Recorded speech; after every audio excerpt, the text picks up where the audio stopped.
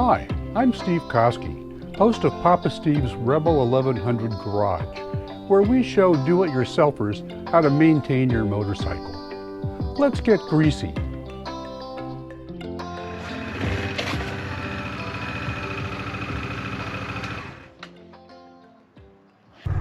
To show how the Rebel 1100 DCT riding modes work, I rode the same 4.9 mile stretch of Alhambra Valley Road near Martinez, California. Each ride is in the same direction for each mode. Alhambra Valley Road meanders through rural homes and farmland, through twisties and up and down hills, so it gives the dual clutch transmission a good workout. The instrument cluster is hard for the GoPro to read in some lighting situations, so I displayed the mode, gear, and shift speed in the upper right corner of the screen. I think of standard mode as cruise mode. Power, torque, engine braking, and shifting are all set to middle for a smooth, comfortable ride around town or countryside. From stop to the posted speed limit of 35 miles per hour, the DCT upshifts seamlessly from first, terminating in 6th gear at 35 miles per hour. The engine speed at each shift point is between 2,000 and 2,500 RPMs. You might notice a bit of surge as the motorcycle powers through the low gears, but shifts in the higher gears are so smooth they are mostly imperceptible. Some YouTube reviewers complain that the motorcycle has no business being in 6th gear at 35 miles per hour. I certainly would agree that higher RPMs are appropriate for a sport or dual sport bike. A cruiser, on the other hand, should cruise comfortably at lower revs. The Rebel 1100 Parallel Twin has an 8,000 RPM redline. The engine is tuned to develop 86 horsepower at 7,000 RPMs and 72 foot-pounds of torque at 4,750 RPMs. The 1100's water-cooled engine is a retuned sibling of the latest 1100cc Africa Twin. The Africa Twin develops more horsepower, 101 horsepower at 7,000 RPMs, and about the same torque, 77 foot-pounds, but at 6,000 RPMs, considerably higher engine speed. To achieve the cruiser's more relaxed ride, Honda machined the 1100's camshaft so that one cylinder develops more torque at low RPMs and the other cylinder at high RPMs. Consequently, the motorcycle seems unperturbed, loping along the 35-mile stretch of blacktop like a traditional cruiser, in 6th gear at 2,000 to 2,500 RPMs. Alhambra Valley Road has a maximum speed limit of 35 miles per hour, with no stops until the end of the route. The result is that in standard mode, the DCT spends a lot of time in 6th gear. That's pretty uneventful to watch, so we'll time warp through that part of the ride. We have a curve coming up, so I'll slow the bike down. Notice the DCT recognizes the reduced speed, so it automatically shifts down to 5th gear, then back up again to 6th when my speed resumes. The pickup ahead forces me to slow down once more, so the DCT drops down to 5th again to keep the engine from lugging, but bounces repeatedly between 5th and 6th as my speed through the curves dictates.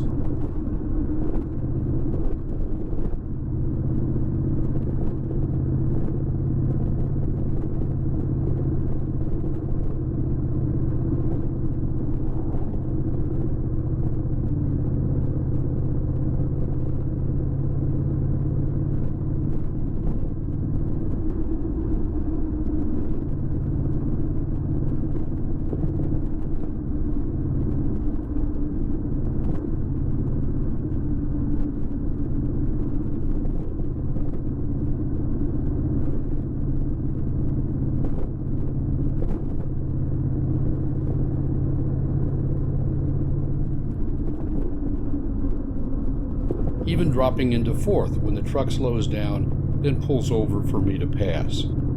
These changes are mostly imperceptible, which makes for a very smooth cruise. Now we're heading uphill, so I rolled on some throttle. In response, the 1100 stays in 5th gear as my speed increases, until we near the top of the hill.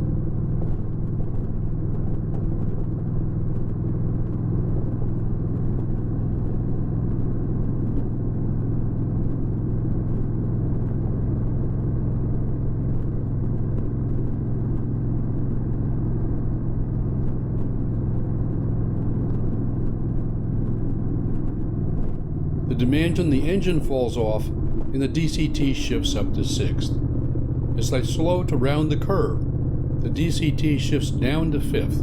We start down the hill, then the bike shifts back to 6th gear. I rolled off the throttle to let engine braking, even in 6th gear, control my downhill speed. Remember, in standard mode, engine braking is set by the factory to the middle position.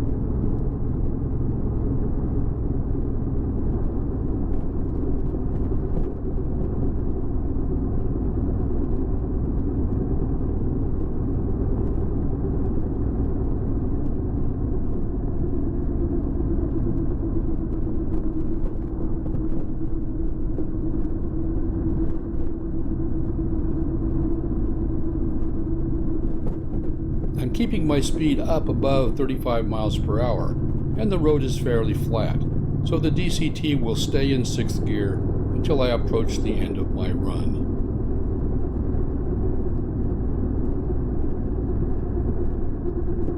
Downshifts from 6th gear to 1st as I slow at the end of my run is entirely controlled by the DCT.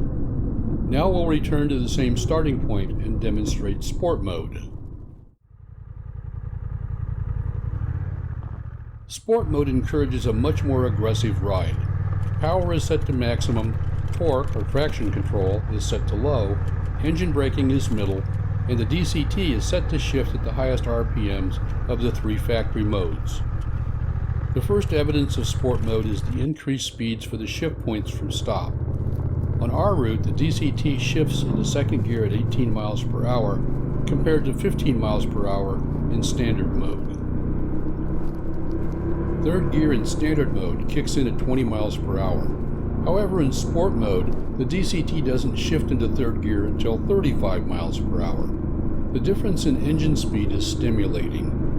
Where the DCT likes to shift to the next higher gear at 2,000 to 2,500 RPMs in standard mode during moderate acceleration. In sport mode, engine speed runs 1,000 RPMs higher, favoring shift points in the 3,000 to 3,500 RPM range. Of course, this performance varies according to how much throttle you give the bike. I ride like I usually cruise, fairly gentle on the throttle. The next sport mode characteristic I want you to notice is that the DCT doesn't shift into the higher gears at 35 miles per hour. Eventually it shifts to 4th at 37, but downshifts to 3rd again as the pickup in front forces me to slow down. The slow truck through the curves forces me to slow even further. The DCT downshifts to 2nd at 22 miles per hour. The DCT never shifts into 5th or 6th during the sport mode run. Staying in 2nd and 3rd gear along a 35 mile per hour 2-lane blacktop keeps the motorcycle highly responsive to twists of the throttle because more engine power is transferred to the rear wheel in these lower gears, increasing the bike's acceleration. Even though sport mode has the same engine braking setting as standard mode, engine braking is exaggerated by the DCT's decision to stay in lower gears. Letting off the throttle in 2nd or 3rd gear predictably amplifies the bike's deceleration. While just cruising, sport mode can be tiring because the motorcycle becomes twitchy. You need to be really smooth on the throttle. I suspect riders who choose sport mode are not interested in cruising. Rain mode is like standard mode, except it feels like somebody took out your 86 horsepower engine and substituted a Harley V twin motor, but removed the potato exhaust sound. Power is set to low. Torque or traction control is set to high. Engine braking and DCT shift points are both set to low. The purpose of these conservative settings is to make the motorcycle safer on slippery roads. Rain mode minimizes rear wheel slip during hard acceleration or while using engine braking during deceleration without using the rear disc brake. From a stop, the shift points for 2nd through 6th gear are similar to those for standard mode, except the bike's response to rolling on the throttle is sluggish. After reaching 6th gear, the DCT keeps the motorcycle in 5th and 6th gear for almost the entire route.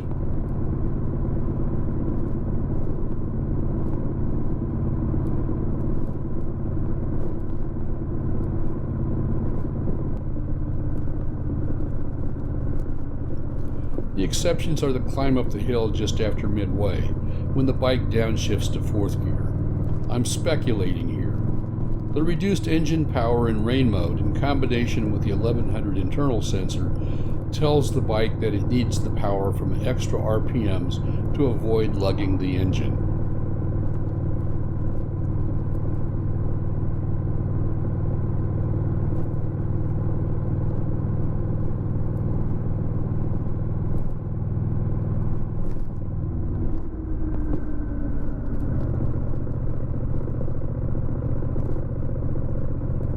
And during the descent down the same hill, when I backed off the throttle in 6th gear, then used the brake because of the slow truck ahead, the combination caused the transmission to seek 5th, then 4th, to increase engine braking even though my speed was in the mid-30s.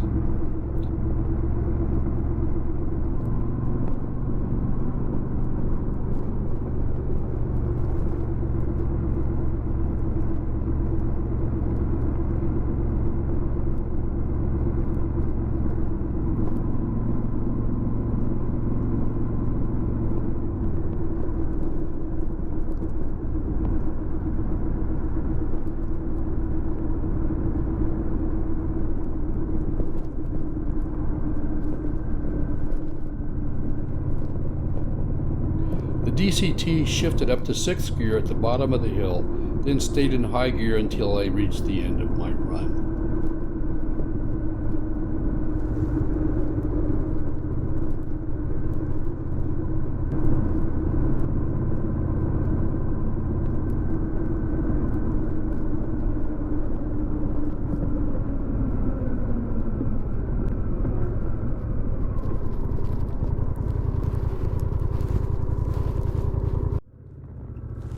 Now let's ride the route in manual mode. Accelerating, I shift the bike to 2nd gear at 18 miles per hour, 3rd gear at 27 miles per hour, then 4th and quickly to 5th at 36 miles per hour. Manual mode encourages me to ride more aggressively, very much like sport mode. Occasionally, a viewer commenting on one of my YouTube motorcycle videos tells me they only ride their 1100 DCT in manual mode. Not me, I hardly use it. I'm mostly satisfied with the gear changes my DCT makes automatically in user mode. When I'm not content, a touch of the up or down shift paddle quickly changes the bike to my preferred gear.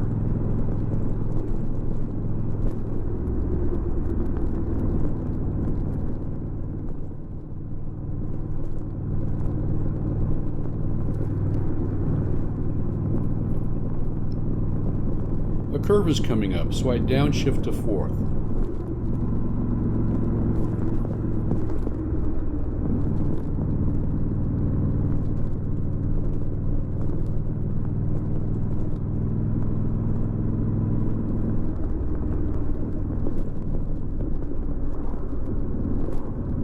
After the curve, I see a work crew ahead with a slow sign, so I downshifted to 3rd at 21 miles per hour and 2nd at 19 miles per hour, and 1st at 18 miles per hour. After passing the work truck blocking my lane, I upshift again to 2nd at 16 miles per hour, 3rd at 27 miles per hour, then shift to 4th at 31 miles per hour, where I maintain the gear for the twisty road ahead.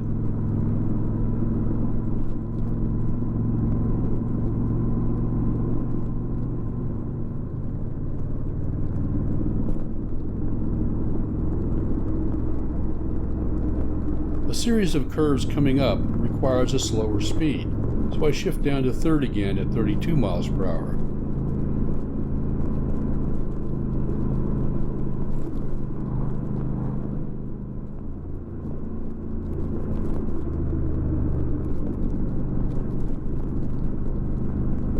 Then upshift to 44th at 33 miles per hour as the curves soften a bit. I think the DCT's manual mode is a hoot. During acceleration in manual mode, the DCT stays in the selected gear until you tap the upshift paddle to engage the next higher gear. That means you can wrap the engine to 8,000 or so RPM redline if it's high revs that jingle your keys. Shifting the DCT up or down to the next gear is quicker than I could do it with a clutch and manual transmission. Matching engine speed to drivetrain forward motion is smooth in the lower gears and makes the shift feel magical in the upper gears. No missed gears. Ever. I haven't seen video of side-by-side performance runs of the 1100 DCT against the 1100 manual. However, I suspect the 0 to 60 or greater is faster with the DCT because the shifts are reliably quicker.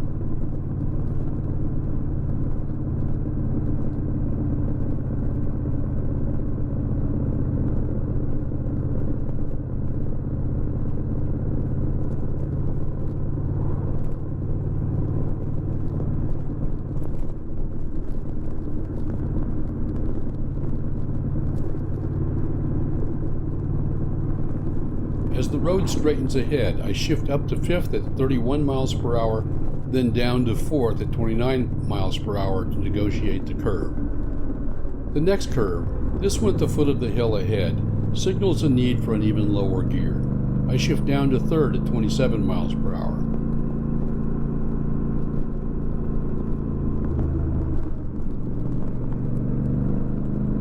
Then start up the hill, shifting to 4th at 39 miles per hour.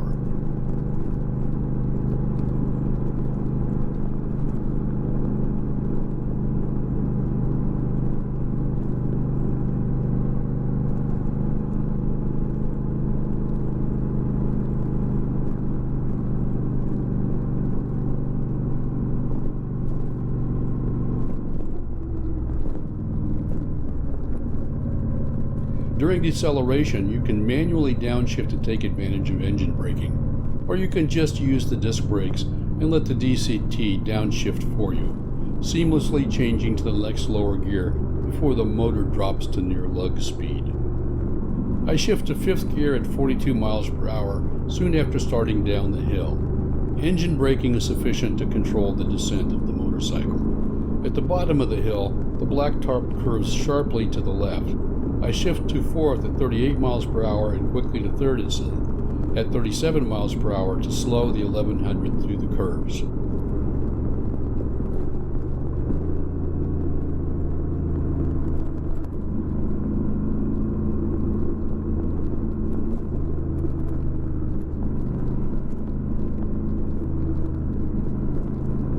Then the road straightens. I shift back to 4th at 35 miles per hour, then a bit later up to 5th at 42 miles per hour.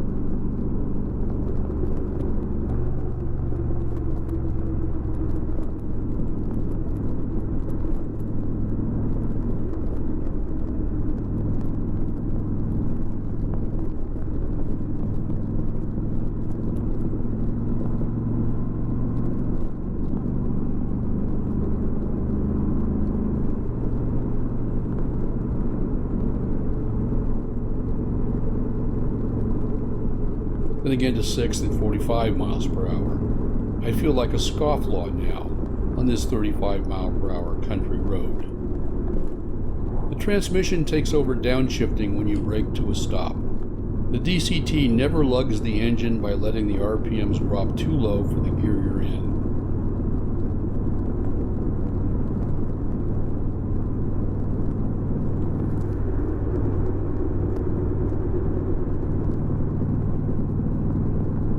Soon enough, I reach the end of my run. I manually downshift to 5th at 33 miles per hour, 4th at 32 miles per hour, 3rd at 30 miles per hour, then let the DCT handle the remaining downshifts as I brake to a stop. 2nd at 15 miles per hour and 1st gear at 13 miles per hour.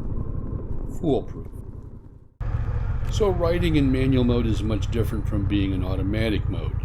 The dual clutch transmission uses sophisticated algorithms to make virtually instantaneous gear shift decisions more frequently based on throttle setting, road speed, engine power demands, motorcycle lean sensors, and braking. I shift less frequently in manual mode than the DCT does when it's set to automatic. I rev the engine to higher RPMs before shifting, often to 4,000 RPMs. I'm less inclined to use 6th gear on 35 mile per hour blacktop roads. I tend to downshift to take advantage of engine braking before applying the front and rear disc brakes.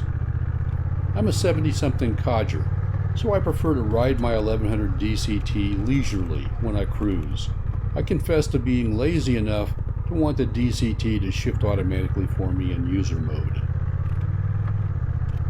Now that user mode is adjusted to my custom settings, let's ride the test route. My user mode is set to P, or engine power, equals high. T, torque or traction level, is set to middle. EB, or engine braking, is set to low. And D, or DCT shift level, is middle engine RPMs.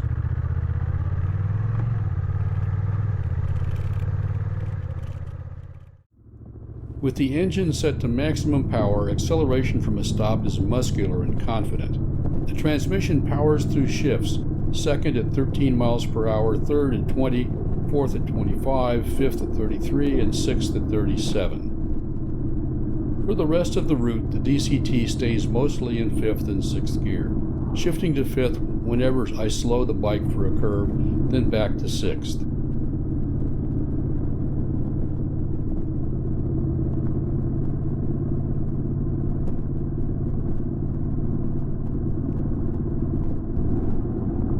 Descending the hill is the exception when the DCT downshifts to fourth gear at 37 and 38 miles per hour. I use engine braking to slow the bike as it coasts to the bottom.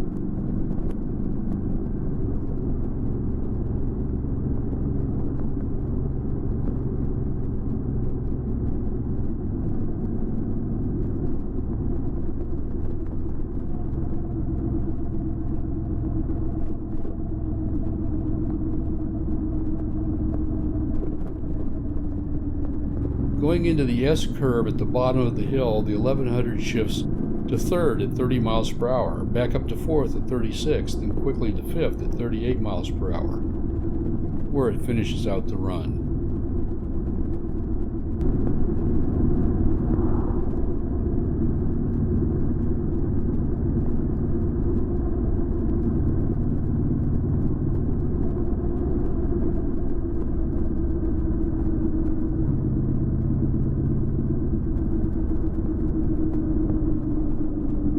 Then the DCT downshifts through the gears as I brake to a stop.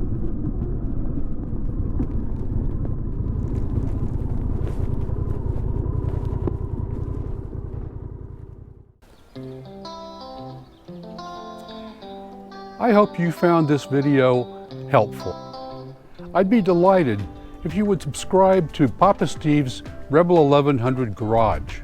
If you don't, I'll be just another codger talking to himself on the internet.